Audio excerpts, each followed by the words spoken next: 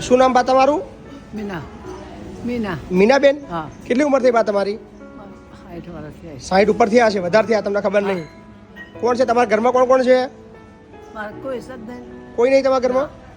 એકલા રહો છો? હા. ક્યાં આગળ? ગંગોત્રી. ખેડા? હોવા.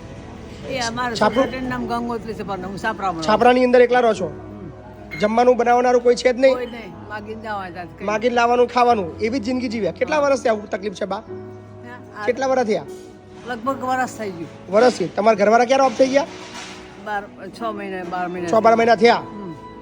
તાની તકલીફ વધી ગઈ છે. હા. કોઈ ખાવા હાલનારું છે જ નહીં. હાલ તો કોઈ માગીને ખાવાનું.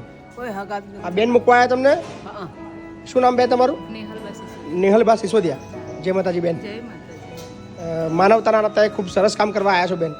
કેમનો વિચાર આવ્યો તમને કે આ બાને એમ પહોંચાડીએ? શું ઘટના છે એ આખી? એમને તકલીફ બહુ છે. હવે એ ખાવા માટે બધે સોસાયટીઓ આટા મારે પણ હવે કોઈ આપે કોઈ ના આપે, એ ભૂખ્યા શું એવું બધું. ઘરે છોકરા કઈ ધ્યાન દેતા નથી. બરાબર. હવે ગરમી હોય, શિયાળો, ઉનાળો, સાચી વાત ચોમાસામાં છે. એમને બહુ તકલીફ પડે છે. લાઇટ નહીં, પંખો નહીં, હવે માણસ રહે કઈ રીતે? એટલે મેં મને એવું વિચાર દેખાય તમે બેન બે બા માટે રડી રહ્યા છો, મને નવાઈ લાગે છે. કર્યો. એમનું મારાથી પેલું દુઃખ જોવાતું નહીં. બસ એમ.